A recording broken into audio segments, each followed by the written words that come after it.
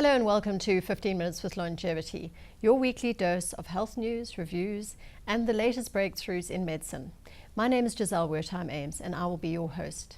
In this episode today, we're going to be talking to Dr Tshidi Gule, a founder and director of Medispace Wellness Clinic, as well as Dr Marlin Mackay, a GP from Goldman Medical Centre. And we're going to be talking about immunity as well as how to deal with superbugs. So Dr Mackay, I'm going to speak to you first about what is immunity? When we talk about being immune or having good immunity or bad immunity, what are we really speaking about? I like to use the analogy of your body's army or defense force. In other words, we all have an inherent immune system. And this is where we get a lot of confusion and misconceptions about what we need to do about our immune system. So first and foremost is we are born with a good immune system. Absolutely. We inherit antibodies from our parent, from our mum essentially, and as we get older, we get exposed to different organisms, different bugs, and in so doing our bodies build up more and more antibodies, which then strengthens our immune system, okay? And then the way we look after ourselves will impact, again, the strength and the ability of our immune system to combat different organisms and different bugs. And so by sleeping well, by eating well, I'm sure we'll discuss all those things, we protect our immune system. So essentially it's just your body's army and defense force. Yeah. So I mean, you speak about we get it from our parents. Are we talking genetic or essentially when you're in the womb and the way your mother nourishes her system? Essentially from the womb, the period from the time of conception up until the time of delivery. So actually building good immunity starts with actually a mother who's pregnant. Looking after herself, absolutely. Okay. And then breast milk also imparts its fair degree of immunity. Which is and why antibodies. there's such a strong focus by the government on trying to encourage women to breastfeed. 100%. Okay, so we start from there and then all the lifestyle issues come into play. So how we treat our children or what we expose them to is going to play a fundamental role. Yes. Tshidi, maybe speaking to you about this, what are the challenges given now that we understand that it's not one or the other thing, it's a combination of things. What are the challenges in getting people to first of all understand that and then also work towards having robust or good immune systems? I think the first understanding, Giselle, is that people aren't exposed to what is the best resilience when it comes to your physical health.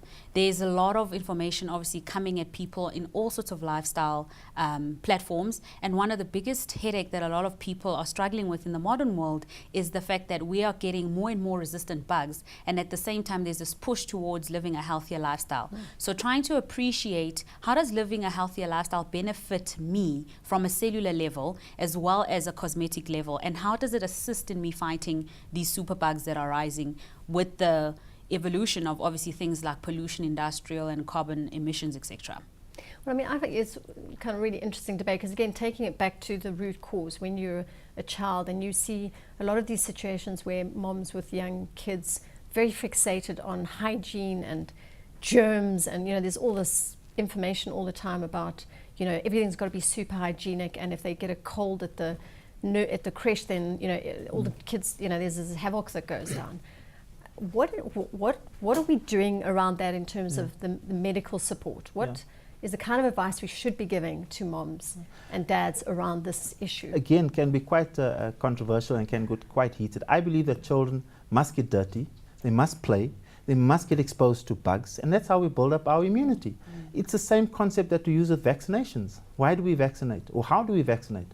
A vaccination is simply taking the same organism that can cause harm, giving it in a different way or in a different dose in tiny quantities, just enough for your body to build up antibodies, so that when you are exposed to the actual disease, your body already has the necessary army, defense force in place, ready to fight it off. It will recognize it and be able to mount an immune response. And the same thing with playing outside, getting dirty, mixing with kids. Yes, you don't want your kids to get sick unnecessarily, and so we practice good hygiene, and the key thing that we should be teaching our kids is washing of hands.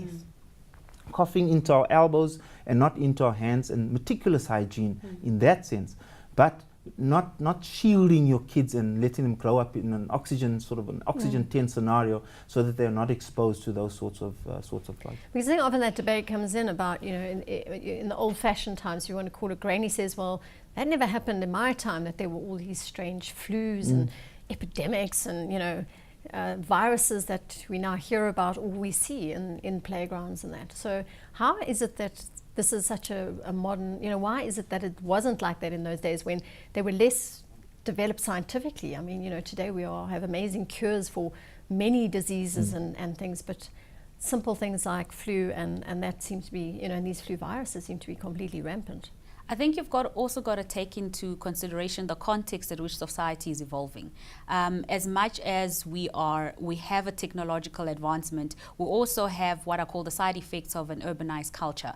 When you have a lot of pollutants, you create contamination, fertility grounds. And bugs in any sort of society tend to evolve and mutate and strengthen in terms of their defense against the drugs that we produce as well.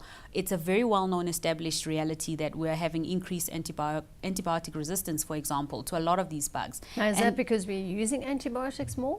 I think there are obviously two sides of that coin. One, there is what I call a misappropriate use of antibiotics when it comes to overprescribing, and also underdosing when it comes to medication use that can actually give the bug a lot more resistance inside your system. But I think the other part is the fact that people aren't really presenting early. A lot of people are proud of the fact that they present when things are complicated, when in actual fact you create a lot of fertile ground for bugs to marry each other inside your system and create a real nightmare for medics to try and resolve. And that's where you get the resistant genetic components coming in and really giving us a run for our money in virology.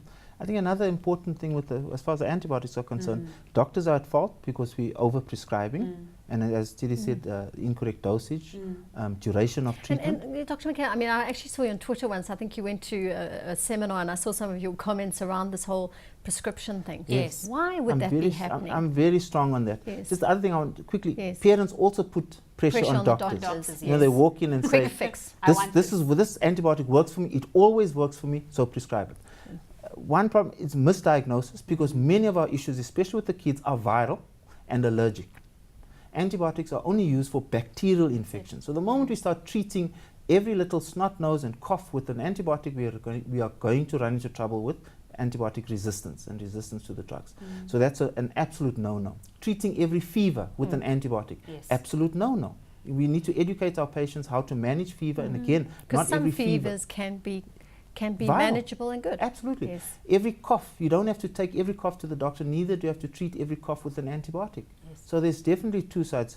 Us as doctors are to blame, but parents are also responsible. We should be more responsible in making an accurate diagnosis before just taking an antibiotic. Yeah, and just standing up a little bit to going back to how we encourage stronger immune systems. So maybe we can get back to that and the lifestyle factors. Yeah.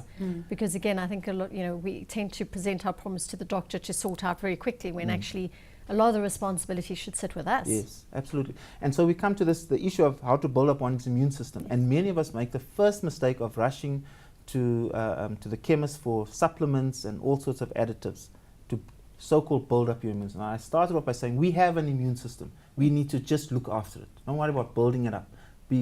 Care for the immune system that you do have. So get enough sleep, eat well, and your meals should be colorful.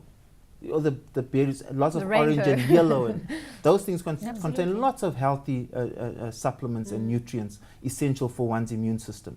Learn how to de-stress, learn how to relax. Exercise. For me, exercise is still the best pill. It's medicine, natural medicine. Absolutely. Natural medicine, okay? Regular sex, proven to build up one's immune system, reduce the ability of bugs to get infections. And numerous other, you know Well, he said the whole Bible, so I'll just add, I'll add the extras. One of the other things for me that's been really interesting and important is what I call mindful watching of an infection. People need to give their natural immune systems a chance before they run for the help, because when your body actually mounts an inflammatory response, that is in the beginning, especially in a healthy intact immune system, really good for your overall immunity, because in the inflammation response you are releasing certain chemicals. It makes your blood vessels leaky so that the white blood cells can go and attack that germ, whether it's a bacteria, virus and fungi. Now if we are always rushing to get antibiotics, anti-inflammatories in the first 48 hours, I believe that predominantly from a Suppressing it. personal perspective, I think that's doing your immune system a disservice, because it's got to mount a response and remember the bug so it can fight it better next time. And I think we're very, very paranoid when it comes to trying to dumb down the infection process. Now, I'm interested in this concept of a superbug because it sounds like something out of a Hollywood movie, but it does seem, we are seeing more and more reports, particularly even in hospital environments, where you get these superbugs and then a hospital actually closes down a section to deal with it. Yeah. What is a superbug? Okay. I mean, so the medical definition of a superbug essentially is a bug that arises that is resistant to one or two or most of the antibiotics that we have at our disposal, which would in general be available to treat that particular bug. Okay? And the reason for this is very, very simple: antibiotic or resistance to drugs. And where does that come from? From misuse of antibiotics. Yeah, so it goes back to the goes same right back to root what we've been discussing. Yeah. Okay. We recently spoke to Dr Steven Stavrou, a physiotherapist and doctor of Chinese medicine, about using alternative treatments when it comes to issues of the immune system. So let's take a look. Chinese medicine, very, very interesting. One of the fastest growing medicines in the US at the moment. It's about 4,000 years old. It consists of many different modalities. Everybody knows about acupuncture and needles. And if we look at this little body here, this figurine that I've got, here you can see the channels and the meridians in Chinese medicine, the acupuncture points that we can use. But not only can we do acupuncture, we can do acupressure, where we place pressure in different points. And if we look at the US and especially Scandinavian countries and in Europe, there's a lot of research on acupuncture showing the effectiveness of how effective acupuncture is in treating an holistic person. Why do I say holistic? Well, doctors of Chinese medicine look at the physical, they look at the mental, they look at the emotional, and they look at the spiritual aspects of a person, assessing the harmonious interaction between these different elements. And in balancing those elements, we then find that the patient's immunity or strength improves. A common area that we're going to show you is treating patients with sinusitis, improving the immune system and allowing the body to function a lot better. Acupuncture, acupressure, as I've mentioned, Chinese herbal medicine. We do a lot of herbs, a lot of tonics. We look at Qigong, which is movement that brings healing. We look at Tai Chi, which is also movement that brings healing. Cupping. People have seen the cups that are placed on the body that has an effect on the Qi and the blood of people. We also look at diet and the psychology of a patient and where they're at with their relationships in terms of their family and their friends. Well, that's all we have time for. Thanks to my guests for joining me and to you at home for watching us today. Until next time, stay well, be healthy and be happy.